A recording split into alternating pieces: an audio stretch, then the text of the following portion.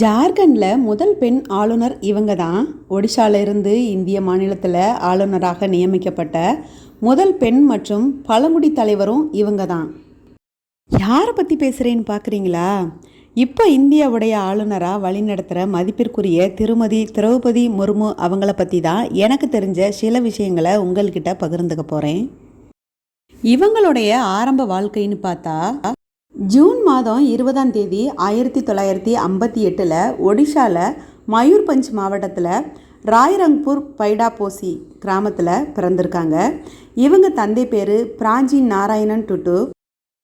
ஒடிஷாவை சேர்ந்த ஊடகம் ஒன்று குடியரசுத் தலைவரான மதிப்பிற்குரிய திருமதி திரௌபதி முர்மு அவங்கள சில காலத்துக்கு முன்னாடி ஒரு நேர்காணல் செஞ்சுருந்தாங்க. அதில் முர்மு அவங்க சந்தாலி பழங்குடி சமூகத்தை பொறுத்தவரை ஆண் குழந்தை பிறந்தா தாத்தா பெயரையும், பெண் குழந்தை பிறந்தா பாட்டியோட பெயரையும் வைக்கிற வழக்கமாக வச்சுருந்தாங்க. அதனால தான் சந்தாலி முறைப்படி பெற்றோர்கள் வச்ச பேர் புட்டி டுடுன்னு குறிப்பிட்டிருக்காங்க. 1960களில் பாலசோர் மற்றும் கட்டாக் பகுதிகளில் இருந்து வரும் ஆசிரியர்கள் பழங்குடியின மாணவர்களுக்கு கல்வி போதிக்கிறத வழக்கமாக இருந்துச்சுன்னும், அப்படி ஒடிஷாவின் மயூர்பஞ்சை சேராத வெளி மாவட்டத்தில் இருந்து வந்த ஆசிரியர் என்னுடைய பெயர் பிடிக்கலைன்னும் எனக்கு நல்ல பேர் வைக்கிறேன்னு கூறி மகாபாரதத்தில் வந்த கதாபாத்திரமான திரௌபதிங்கிற பேரை எனக்கு ஆசிரியரால் வைக்கப்பட்ட பேர்னும் அவங்களே குறிப்பிட்டிருக்காங்க. என்னுடைய பெயர் பல தருணங்களில் மாற்றப்பட்டிருக்கணும். திரௌபதி என்ற பெயர் துருபதி தோர்பதினும் மாறியதாகவும் அவங்க சொல்லியிருக்காங்க. இவங்களுடைய தந்தையும் தாத்தாவும் கிராம சபையோடைய பாரம்பரிய தலைவர்கள்னும் சொல்லியிருக்காங்க. உயர்திரு ஆளுநர் அவர்கள் ரமாதேவி மகளிர் கல்லூரியில் கலை பட்டதாரியாக உருவாகியிருக்காங்க. அதன் பிறகு நீண்ட காலம் ஆசிரியராகவும் பணியாற்றியிருக்காங்க. இவங்களுடைய தனிப்பட்ட வாழ்க்கைன்னு பார்த்தா 1980 சியாம் சரண் முர்மு என்பவரை திருமணம் செஞ்சுருக்காங்க. சியாம் சரண் அவங்க ஒரு வங்கியாளராக பணியாற்றியிருக்காங்க. இவங்களுக்கு 2 மகன்களும் ஒரு மகளும் பிறந்திருக்காங்க. பாஜகவில் இணைஞ்சு முதலாக 1997 நடந்த ராய்ரங்பூர் பஞ்சாயத்து தேர்தலில் கவுன்சிலராக தேர்ந்தெடுக்கப்பட்டிருக்காங்க. அவங்களோட வாழ்க்கையில் தனிப்பட்ட துயரங்கள்னு நிறையவே சந்திச்சிருக்காங்க. விபத்தில் கணவரையும் மற்றும் உடல்நல குறைவால் 2 மகன்களின் இழப்பு, அவங்களோட தாய் மற்றும் ஒரு சகோதரரின் இழப்புன்னு 2009 2015 வரை 7 ஆண்டுகளில் கடுமையான இழப்பை சந்திச்சிருக்காங்க.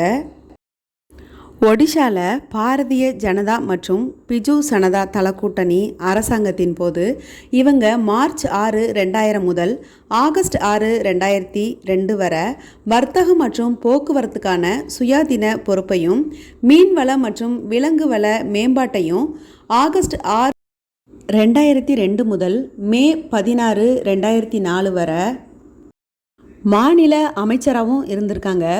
இவங்க ஒடிஷாவின் முன்னாள் அமைச்சராகவும் 2000 மற்றும் 2004ஆம் ஆண்டில் ராய்ரங்பூரில் சட்டமன்ற தொகுதியில் சட்டமன்ற உறுப்பினராகவும் பணியாற்றியிருக்காங்க.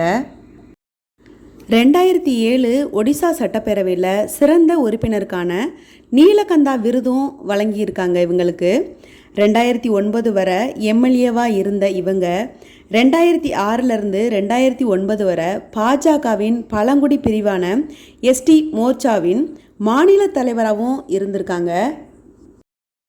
2015 2021 வரை ஜார்க்கண்ட் மாநிலத்தோட ஆளுநராக மதிப்பிற்குரிய திருமதி முர்மு அவங்க பதவி வகிச்சிருக்காங்க. இதன் மூலமாக மாநிலத்தின் முதல் பெண் ஆளுநர் என்ற புகழையும் அடைஞ்சிருக்காங்க. ஜூன் 2022 மதிப்பிற்குரிய திருமதி முர்மு அவங்கள தேசிய ஜனநாயக கூட்டணியின் வேட்பாளராக குடியரசுத் தலைவருக்கான தேர்தலுக்கான வேட்பாளராக பரிந்துரைச்சிருக்காங்க. இன்றைக்கி நிலவரப்படி இவங்க இந்திய குடியரசுத் தலைவராக தேர்ந்தெடுக்கப்பட்டு ஜூலை 25, 2022 பதவி ஏற்றுக்கிட்டாங்க. இந்தியாவுடைய 15வது குடியரசுத் தலைவராக தேர்ந்தெடுக்கப்பட்டு முதல் பழங்குடி அரசியல்வாதி மற்றும் 2வது பெண் என்ற பெருமையையும் பெற்றிருக்காங்க. பெண்களுக்கான மிகச்சிறந்த எடுத்துக்காட்டாக விளங்கிட்டு இருக்காங்க. அவங்கள பற்றி எனக்கு தெரிஞ்ச விஷயங்களை உங்களோட பகிர்ந்துக்கிட்டேன். உங்களுக்கு தெரிஞ்ச விஷயங்களை கமெண்டில் பதிவிடுங்க. நன்றி.